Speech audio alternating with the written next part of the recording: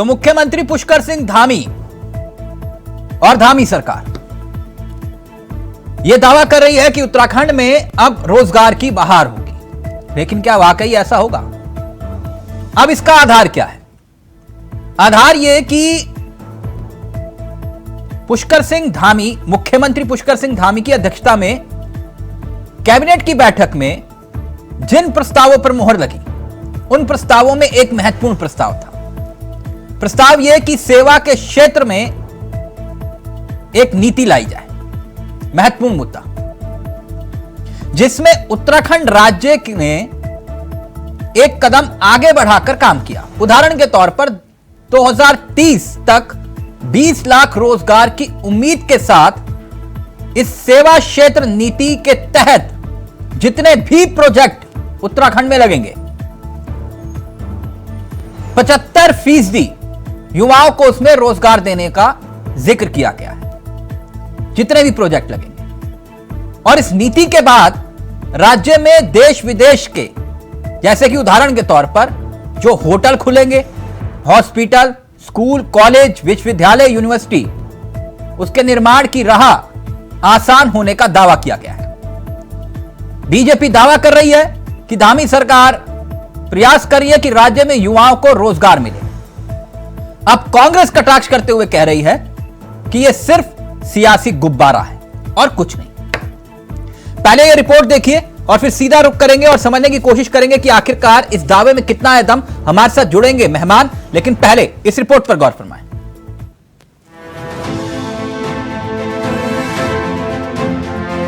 उत्तराखंड में होने जा रहे ग्लोबल इन्वेस्टर समिट के जरिए राज्य में विकास का पहिया तेज करने की योजना धामी सरकार ने बनाई है।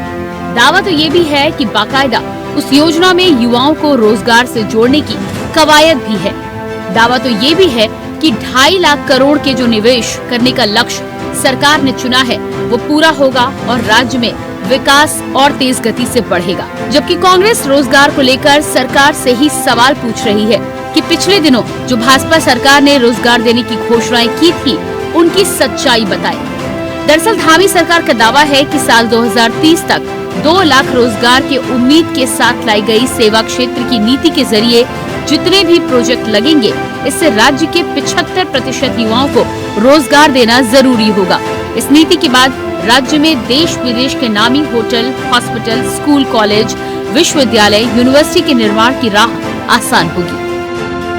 लेकिन निश्चित ही आज हमारे युवा मुख्यमंत्री जिस प्रकार से काम कर रहे हैं, जो हमारा टारगेट है कि 2,50,000 करोड़ का इन्वेस्टमेंट हम यहाँ पर लेके आएंगे, जिस प्रकार से उसकी रूपरेखा बनाई है। कल माननीय मुख्यमंत्री जी कार्यक्रम में हयात में थे, तो मुझे पूरा भरोसा है कि हमारा इन्वेस्टर समिट सफल होगा। श्री प्रधानमंत्री जी उसका उद्घाटन यहाँ पर करेंगे और उत्तराखंड के लोगों को रोजगार मिलेगा और उत्तराखंड विकास की ओर बढ़ेगा। हम अभी चल रहे हैं 2023 में और बात हो रही है 2030 की।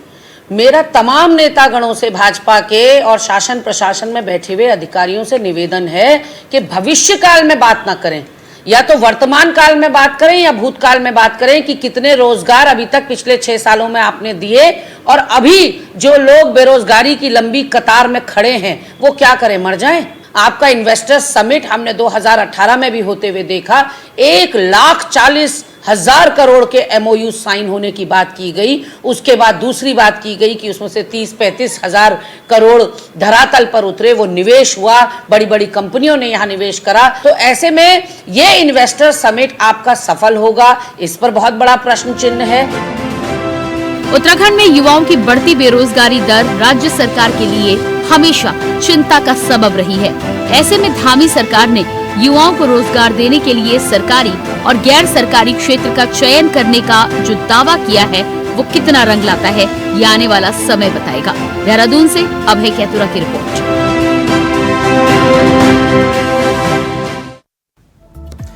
तो धामी का प्लान क्या होगा कामयाब? सवाल मिशन रोजगार का है। सीधा रुख करेंगे अपने मेहमानों की तरफ और समझने की कोशिश करेंगे कि आखिरकार इस दावों में कितना है दम। हमारे साथ हेमंत द्विवेदी जी जुड़ गए हैं, बीजेपी के चेहरे हैं, मथुरादत्त जोशी जी कांग्रेस के अनुभवी चेहरे हैं और साथ साथ हमारे साथ विपिन खन्ना साहब आम आदमी पार्टी के तीसरा चेहरों में से एक। आप तीनों का बहुत बहुत स्वागत है। सबसे पहले मथुरादत्त जोशी जी, इस चर्चा की शुरुआत आपके साथ करना चाहूंगा। सर, इतना नाराज क्यों हो रहे हैं? वो तो मिशन रोजगार की बात कर रहे हैं, आप कह रहे हैं हो ही नहीं पाएगा, करने तो दीजिए उनको प्रयास। क्यों लगता है कि आपको ये नहीं कर पाएंगे?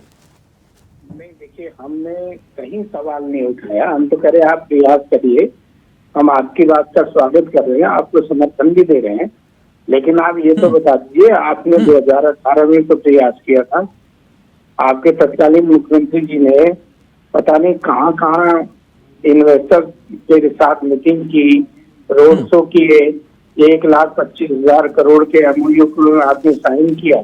हाँ, आप उसका हिसाब बता दीजिए हमको, हमें कोई दिक्कत नहीं है हाँ, कि आपने कितने इन्वेस्टर आपके यहाँ आए।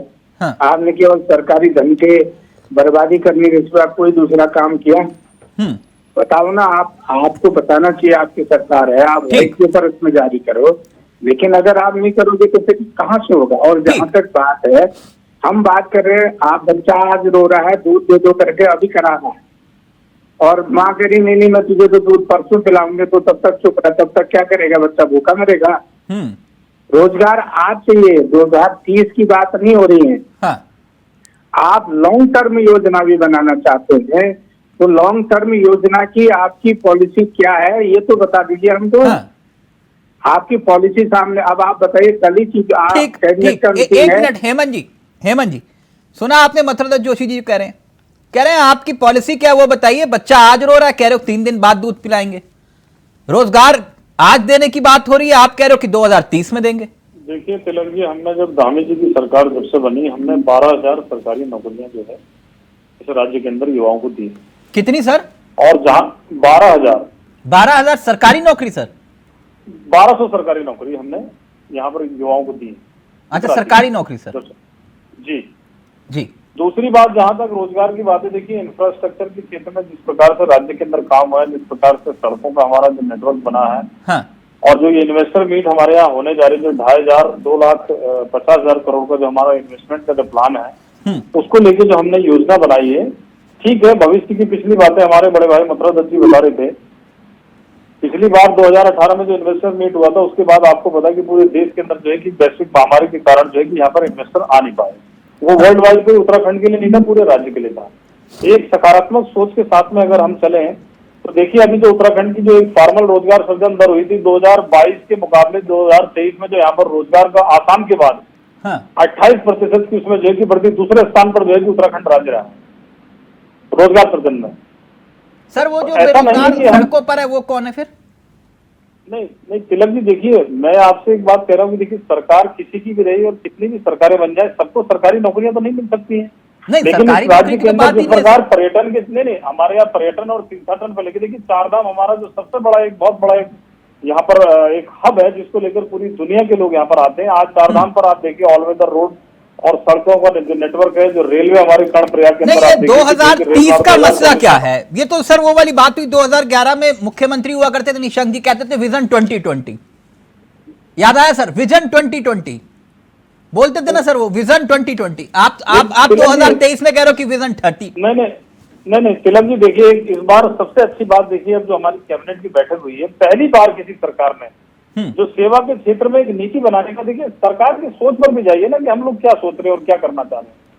हमारी सोच जब ठीक है, हमारा विजन क्लियर है, और हम चाहते हैं कि इस राज्य के अंदर जो है कि युवाओं का हर हाथ को काम और हर खेत को पानी, जो सबका साथ, सबका विकास और सबका खन्ना साहब, सुना आपने हेमंत जी जो बात कह रहे हैं, जो अब तक नहीं हुआ वो हम करने जा रहे हैं। हमारी नियत और नीति देखो। हमने कैबिनेट में देखिए, हमारे पहली बार कांग्रेस की सरकार भी देश के अंदर, राज्य के अंदर रही है, और हमने सेवा के क्षेत्र में पहली बार हमारी सरकार ने कैबिनेट में प्रस्ताव लाया कि एक सेवा क्षेत्र में एक, खन्ना साहब जवाब दीजिए। वो कह रहे पहली बार हुआ उत्तराखंड के इतिहास में।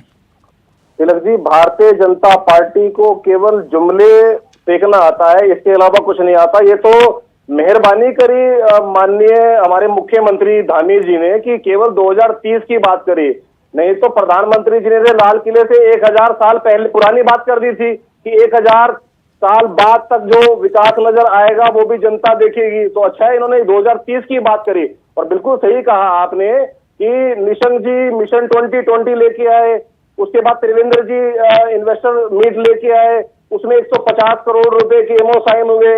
नहीं, बीच का शासनकाल छोड़ दिया आपने, हरीश रावत भी लेकर आए थे। देखिए, तो हरीश रावत वाला नहीं गिनवाओगे? नहीं सबके गिनाएंगे, वो सबके, तिलक जी आप अच्छी तरह जानते हैं, सबके गिनवाएंगे। नहीं, आप बीच वाला भूल गए थे। देखिए जो लोग आजकल भूल जाते हो कांग्रेस वाला। हाँ। तिलक जी, जो लोग 2030 की बात कर रहे हैं उनको अपने वर्तमान में झांकना चाहिए। उनको ये बताना पड़ेगा कि पिछले 7 साल में आप क्या कर रहे थे। आपने केंद्र में जो आपकी सरकार आई है, आपने 2 करोड़ रोजगार पिछले 7 साल का हिसाब मांगना है या उससे पिछड़ा भी मांगना है? तो फिर मैं उस पर भी आऊंगा। खाली 7 साल का मांगना है? देखिए जो व्यक्ति 2030 की बात करेगा उससे हिसाब से मांगा जाएगा। ठीक, मतलब कांग्रेस से हिसाब नहीं मांगोगे। ओके, समझ गया। हेमंत जी जवाब दे दीजिए। विपिन जी कह रहे हिसाब दो 6 साल में आपने कितनी नौकरी दी, कितना रोजगार दिया, उसका हिसाब चाहिए। ओके विपिन जी, एक मिनट। देखिए विपिन जी, तो ठीक है, राजनीतिक आरोप प्रत्यारोप, आप राजनीति में आरोप प्रत्यारोप लगाए, लेकिन तथ्यों के आधार पर बात करनी चाहिए। मैंने आपसे कहा है कि सरकार की नीयत और सरकार की नीति जो है वो स्पष्ट और साफ है। हम लोग ये इस बात का जवाब ही देते हैं कि क्या किसी ने सेवा के क्षेत्र में आज तक कोई कैबिनेट में या सरकार ने कोई ऐसा प्रस्ताव लाई है कि जिस पर हमने कहा कि स्पष्ट नीति बनाए, ताकि हम आंकड़ों के साथ और जो हम करना चाहते हैं, जो हमारा रोड मैप है, जो हमारा प्लान है, जिस पर हम काम कर रहे हैं, वो सबको हम बता सकें और हम क्या करने जा रहे हैं। हमने कहा कि आप देखिए कि उत्तराखंड में जो फॉर्मल क्या करने जा रहे हैं और क्या नहीं करने जा रहे हैं। देखिए 2022 के सामने में है। आप ये बताइए, जो बेरोजगार सड़कों पर लाठियां खा रहे हैं, जो आपके भारतीय जनता पार्टी का नेता पा गया सुप्रीम कोर्ट से, आजकल आप उसके लिए आप क्या कर रहे हैं? आप 2030 की बात कर रहे हैं, वर्तमान की बात कर रहे हैं। आज आप क्या कर रहे हैं? आज आपने जो नौकरियों का वादा किया था, जो महंगाई का वादा किया था, बेरोजगारी का वादा किया था, जो गैस पैकेज का वादा किया था, उसका आप क्या कर रहे हैं? मेरा सर्वे नहीं है। ये सवाल पूछ रहे हैं कि आपने अब तक क्या किया, क्या करेंगे? आपको पता है कि अगली सरकार आपकी होगी और जो लोग नीतियां लेके आ रहे हैं के अंदर जुमले किसको देने आते हैं? ये जुमलों की सरकार आपकी सरकार रही है। 15 लाख का जुमला हमने नहीं दिया। आप उत्तराखंड सरकार हुई किसान पर अत्याचार हमने नहीं कहा। 700 किसानों को शहीद करवा दिया आप लोगों ने।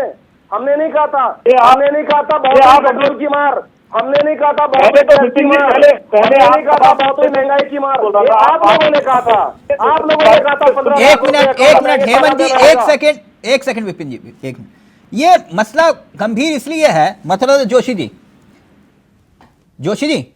तिलक जी, सर मैं एक बात जानना चाह रहा था, ये जो सेवा क्षेत्र में नीति वाला मसला है, तो कांग्रेस इसका विरोध क्यों कर रही है? नहीं, विरोध नहीं कर रहे हैं। सवाल कहाँ विरोध कर रहे हैं? सर अभी तो विरोध भी कर रहे हैं, आप कह रहे हैं आप समर्थन कर रहे हैं, तो बताइए। नहीं, देखो 2 चीजें हैं तिलक जी। हाँ। आप तो बहुत समझदार आदमी। आप क्या प्राइवेट सेक्टर के रोजगार को भी अपने रोजगार में कैसे जोड़ दोगे? हाँ, आपने कहा हम सरकारी क्षेत्र में, प्रधानमंत्री जी ने 2014 में कहा था कि 2 करोड़ लोगों को प्रतिवर्ष में रोजगार दूंगा। ठीक। और आप ही के मुख्यमंत्री जी ने, हेमंत भाई बैठे हैं, विद्वान व्यक्ति हैं, समझदार व्यक्ति हैं, कि एक मुख्यमंत्री ने कहा 21,000 रोजगार देंगे, दूसरे ने कहा 23,000 24,000 रोजगार देंगे, तीसरे ने कहा 22,000 रोजगार देंगे। अब आप बता दीजिए 2020 में कितना रोजगार दिया, 21 में कितना दिया, 22 में कितना दिया? ये 23 खत्म होने को आ रहा है। नहीं, ये जो वाला जो मसला है ना, मैं आपके साथ इस मसले पर हूं, लेकिन जोशी जी, लेकिन इसके साथ एक बड़ा सवाल जुड़ा है। मैंने ये बात गुजारिश करते हुए माननीय श्री हरीश रावत जी से भी की थी। जी। मैंने उनको कहा था ये रोजगार वाला जो मसला चल रहा है, जी। आप लोग कहते हो कि सरकार ने कितना कितना रोजगार दिया, अपने शासनकाल से शुरुआत करिए, एक व्हाइट पेपर तब भी मैंने कहा था कि एक सदन में व्हाइट पेपर लेकर आइए। नहीं, एक प्रथा शुरू कर देनी चाहिए थी हरीश रावत जी को, है ना, कि भाई मैंने इतना रोजगार दिया, मेरी चुनौती ये है, नंबर के साथ मैंने कहा था लिस्ट दे दीजिएगा और नंबर और नाम बता दीजिएगा, मैं लाइव में फोन घुमाऊंगा कि भैया हुआ या नहीं हुआ। तो किसी ने नहीं दिया मुझे लिस्ट, आज तक नहीं दी, बताइए। नहीं, मेरी 1 मिनट गुजारिश सुन लीजिएगा आप जी।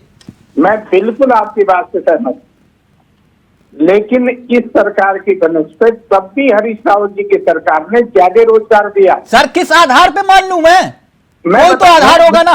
मेरी बात जोशी जी ने कहा मैं मान लूं, आप मेरे मित्र हो सकते हैं, मैं आपकी बात मान लूंगा, लेकिन उत्तराखंड कैसे मानेगा? नहीं, मैं ये नहीं कर रहा, मैं इसमें मित्रता कहीं जोड़ूंगा ही नहीं, मैं इसमें कतई मित्रता नहीं जोड़ूंगा।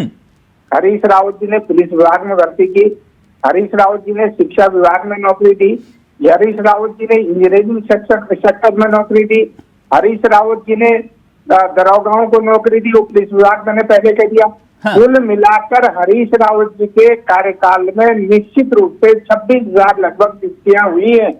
सर चाहे वो कह रहे हैं नहीं, हमने 24,000 दे दी, आप कह रहे 26,000, तो फिर वो बेरोजगार जो घूम रहे हैं सड़क पे वो कौन है? मुझे ये नहीं समझ में आ रहा अब तक। नहीं, मैं मेरी एक मिनट पूरी बात तो सुनिए। हाँ।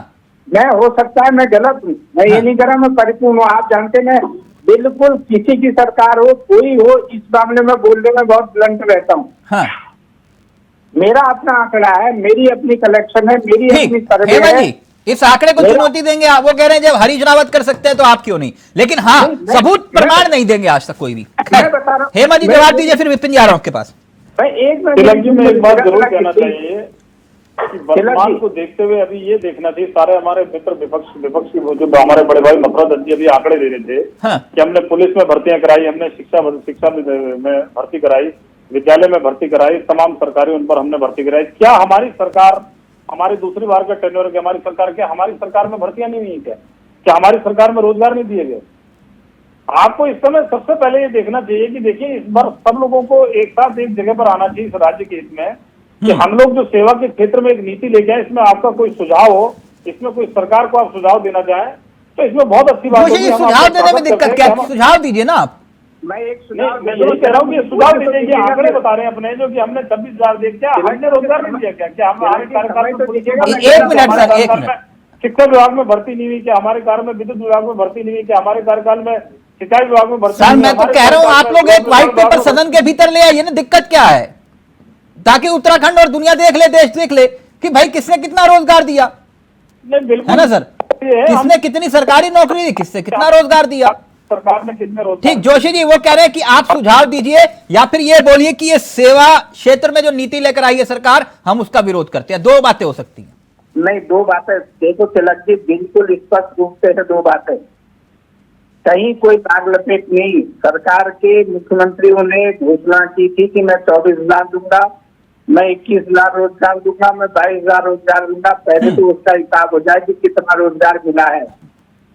देखो भाई हेमंत द्विवेदी ने कहा, मैं इनको कहता हूँ ये आप ही की सरकार थी हेमंत भाई, जिस सरकार में 17 से लेके 22 तक 21 तक पब्लिक सर्विस कमीशन से एक भी वैकेंसी नहीं निकली।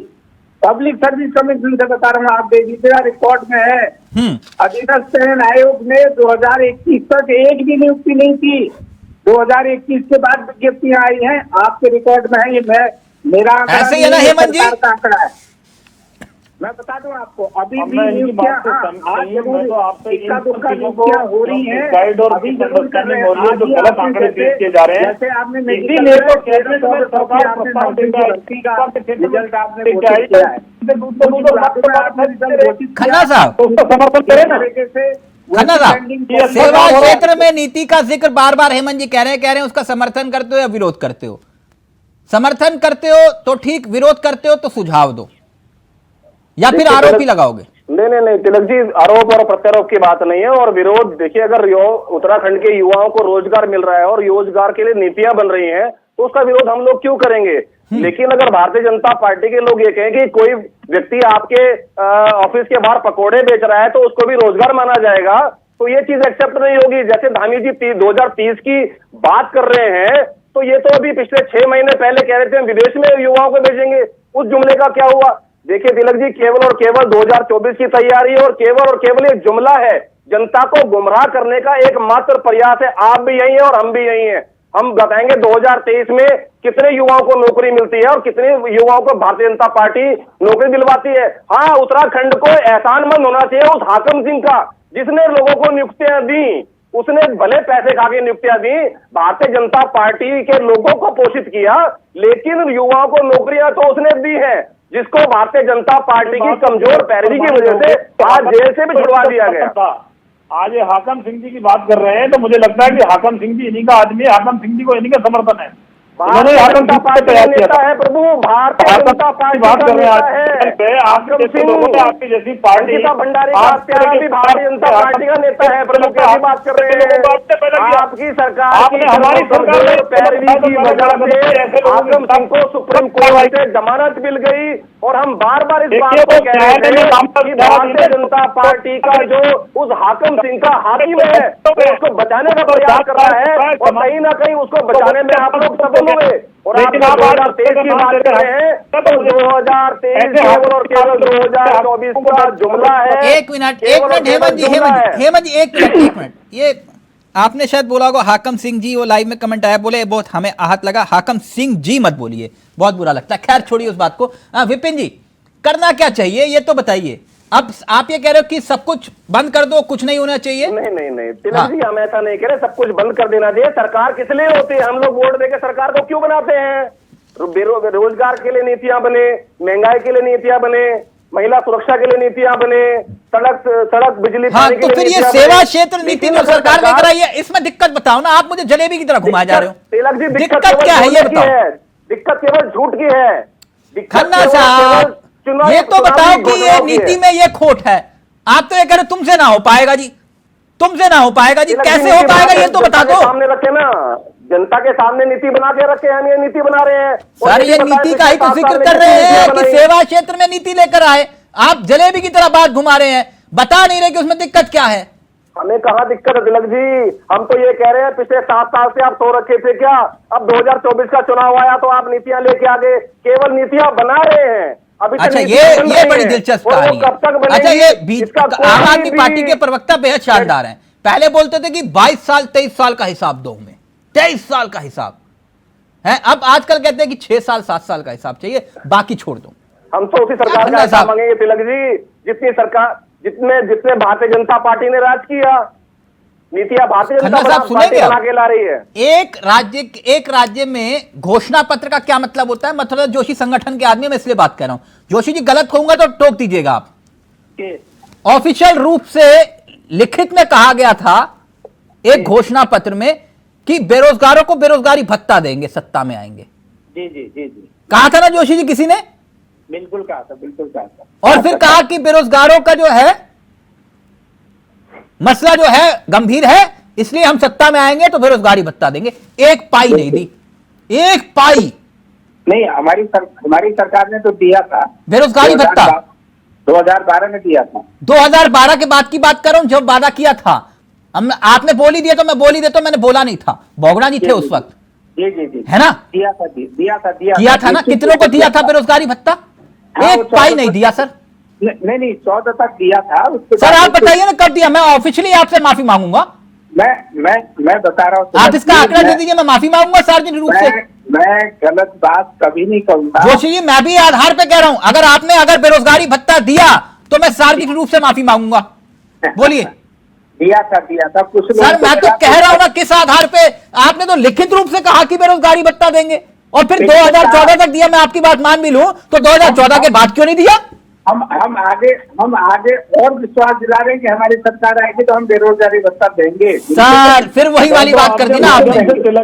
ये मतलब हम ना बेरोजगारी भत्ता आपके सरकार का नहीं, कांग्रेस का कमिटमेंट था। हाँ कांग्रेस का कमिटमेंट। हाँ उसमें बोगड़ा जी और हरीश रावत जी का कोई लेना देना नहीं था। नहीं था, बिल्कुल नहीं था। पार्टी का कमिटमेंट, आपकी पार्टी का कमिटमेंट था। और बेरोजगारों को बेरोजगारी भत्ता नहीं चाहिए। मैं उस दिन भी ये बात कह रहा था आपसे, बेरोजगारों को रोजगार चाहिए। आप लोग बिल्कुल चाहिए, रोजगार चाहिए, बिल्कुल चाहिए। मैं सहमत हूँ आपकी बात से बिल्कुल। अगर हम गलतियां भी होंगे तो हम उसको अपनी गलती के लिए क्षमा मांगने में कोई देर नहीं करेंगे। इसके लिए सुझाव दीजिए और इसमें बेरोजगारी भत्ते के अलावा भत्ते की बात को बताइए कि हम सेवा के क्षेत्र में क्या कार्य कर सकते हैं। ये इन्वेस्टर मीट वाला जो मसला है ना सर, ये कहते हैं मसला पैसों की बर्बादी। मैं उस विषय में जाना नहीं चाहता। इसी राज्य में ऐसा भी हुआ, एक खली को लाके भी इन्वेस्टर मीट हुआ था, है ना? बोले क्या होगा? रोजगार आएगा। मतलब खली आ रहे हैं वो कह रहे रोजगार आएगा। खन्ना साहब उस पर नहीं बोलेंगे, आप कहेंगे चुप ना, भूल जाओ उस बात को, छोड़ दो उस बात को। क्यों खन्ना साहब, गलत तो नहीं कह रहा ना? नहीं तिलक जी, क्यों छोड़ना है? जो चीज गलत हुई उसको गलत ही कहा जाएगा। नहीं बोलोगे आप, उत्तराखंड अब नहीं बोलोगे, इतनी हिम्मत नहीं रही। नहीं, मेरे अंदर हिम्मत है तिलक जी, आपके अंदर हिम्मत है। आपके अंदर हिम्मत होती तो पूरा बोलते आप, आपने अधूरा बोला तो मैं इसलिए टोक रहा हूं। कांग्रेस की सरकार आप रुक जाइए ना, भारतीय जनता पार्टी की सरकार रही हो, एक मिनट। हेमंत जी, उत्तराखंड को हेमंत जी, काम दोनों सरकारों ने किया है। हेमंत जी, इस बात की क्या गारंटी कि इस बार का जो इन्वेस्टर मीट होगा वो पुरानी गलतियों के आधार पर आप सुधार कर लेंगे? क्या गारंटी है? कहीं इस बार फिर ना हो कि भैया उत्तराखंड की आवाम का पैसा बर्बाद। कि जो इन्वेस्टर मीट होने जा रही है इसके बहुत दूरगामी परिणाम होंगे, जैसे बहुत अनुकूल वातावरण इस समय राज्य के अंदर है।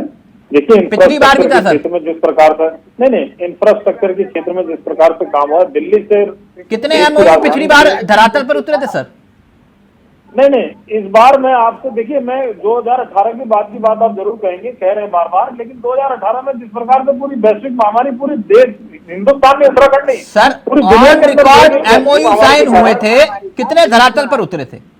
बिल्कुल एमओयू हमारे साइन हुए हैं। मैं आपको बता रहा हूं कि जो ये ग्लोबल जो हमारे इन्वेस्टर मीट होने जा रही है, इस पर आपको इसके दूरगामी परिणाम निश्चित ही आपको बता रहा हूँ कि आपको इसके दूरगामी परिणाम दिखाई देंगे। और जो हमारे रोजगार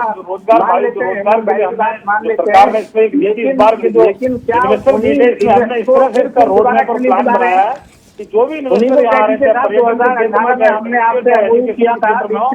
उसमें उनको आने वाले हमारे उद्योग लगाए लोग हैं, उनको 75% जो है कि रोजगार उन लोगों को सुनिश्चित 2021 के पूरे प्लानिंग के साथ में पूरे रोड मैप बनाया है। उसके बाद तो बता सकते हैं 2021 आया, 22 आया, 23 आ गया, अब नए इन्वेस्टर मीट की जरूरत क्या पड़ेगी, राज्य के अंदर ये हमारा कहना है।